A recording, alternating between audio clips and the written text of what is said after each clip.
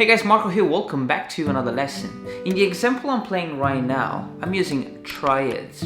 A triad is basically a chord in its most simple form. In fact, I'm only using the root note, the third, and the fifth.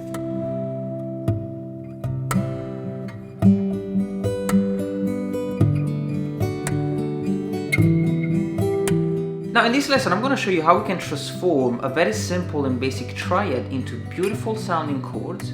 We're going to go from playing closed triads to open triads.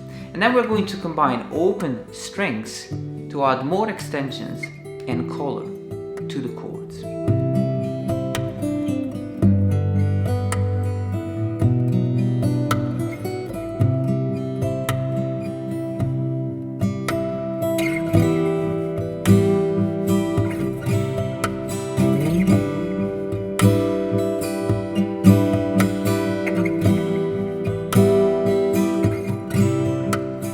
The beauty about open triads is that depending on which key you pick, they will work with strumming and finger picking techniques. So we're kind of going to explore different ways of playing. We can also add a very simple melody to the chords.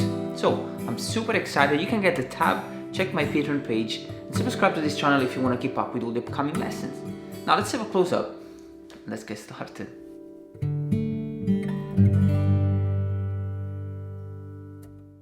Now guys, the concept is very simple. If I play a G major chord, I'm playing three notes. The root note G, the major third B, and the perfect fifth D. This is called a chord or a triad. Now this way of playing this G chord is called closed triad because these three notes are stuck vertically in thirds. The G going to B is a major third. The B going to D is a minor third. Now we can transform a closed triad into an open triad by playing the root note, the fifth, and the third. So I'm just changing the interval structure of the chord. So I'm playing fret 5, fret 7, skip one string, and fret 7 on the top E string. It's still the same triad, same three notes, but now it sounds different. Now this is the major shape for the major triad. And so this is the root note. If I play the same shape here, I'm playing an E major chord because this is the note E. If I'm playing up here, that's an A major chord because this is a note A. You can transpose this chord shape on the set of string 5, 4, and 2. It's the same chord shape. And also on 6, 5, and 3, which will change the shape a little bit. This is an A major chord, this is the note A, and I have 5, 7, 6.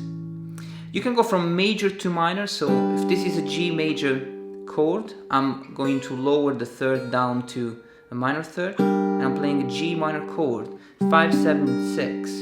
I can do the same with the set of string of 5, 4, and 2. This is a D major chord, 5, 7, 7, and 5, 7, 6. It's a D minor chord. And I can do the same here, A major, A minor, so we're just gonna lower the third.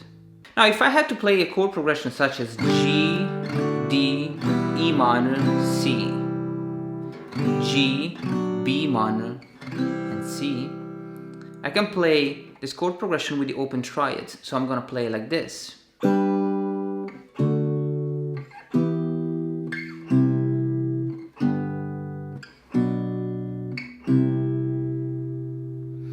So G major, 5, 7, 7, D major, 5, 7, 7, E minor, 7, 9, 8, C major, 3, 5, 5, G major. Now I don't want to go back to this one. I'm going to play G major like this, 3, 5, 4, B minor, same shape as the E minor all the way down to fret number 2, 4, and 3, and back to the C major, 3, 5, 5. Just as simple as that. Now the awesome thing about playing in G major key is the fact that we can add the open strings as well. And so there isn't really that much math behind the whole thing, just add an open string. So for example, we're gonna add the B string open when I play the G, the the finger picking pattern is thumb, index, middle, and ring. So I'm now adding the additional notes, the B string open. Now for the D, I'm gonna add the G string, which is the add 11. For the E minor, I do the same, adds the G, which is the minor third. And for the C, it's just add another perfect fifth. For the G major, we play in the G string open now. Sorry, the D string open. So we're just adding another fifth. For the B minor, we are adding the G string open, which is this beautiful minor 6. And then for the C major, we play the same thing. So let me just play the example.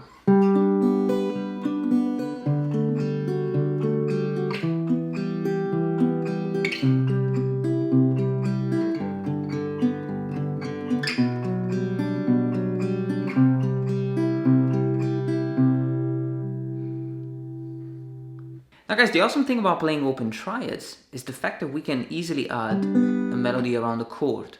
Now we are in the key of G major, so I have to know the G major scale up and down the neck so that I can easily add a melody around the chord, and I don't have to, necessarily go back to position number 1 where I probably know the scale. So for example, I could play something like this.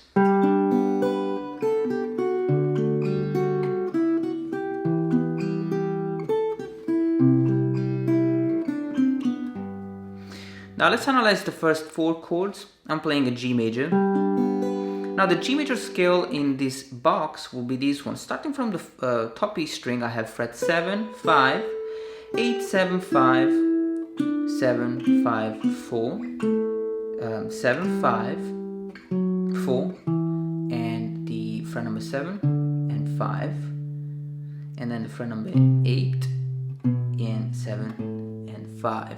Now we finished the scale on the note A, doesn't really matter. We're using the notes for the G major scale in one position. So for the G major first chord, I'm playing fret number 5 and 8, and I finish with the fret number 7, which is already like a D major chord. Then I have fret 5, 7, and 8, which is already an E minor chord. Then fret number 10, 8, and 5, which is already a C major chord.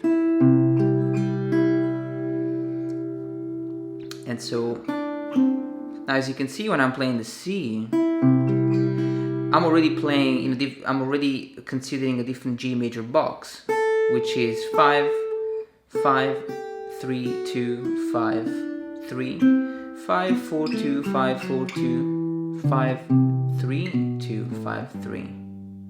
So then I have fret number 3, 5, 4, and the G major. Then I will have fret number 5, E string open, and the B minor, which is the B string fret number 3. And then fret number 5, 7, and back to 5, which is already the C major.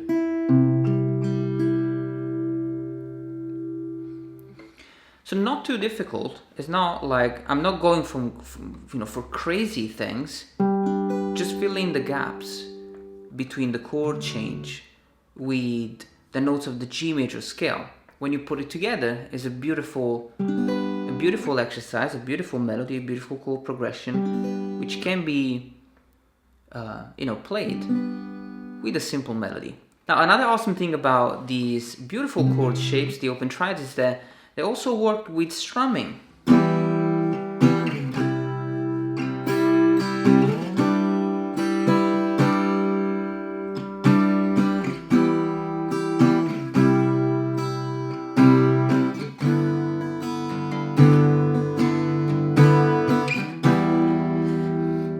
obviously you have to pick the right key.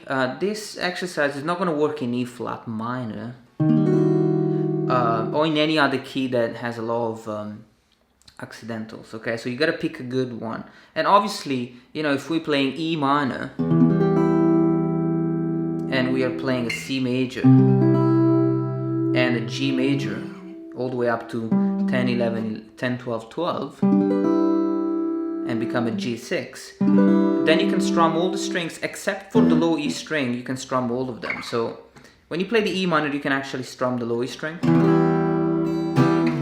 But for the C major, for example, I don't want to have this thing ringing out, so I'm going to block it. And the G major.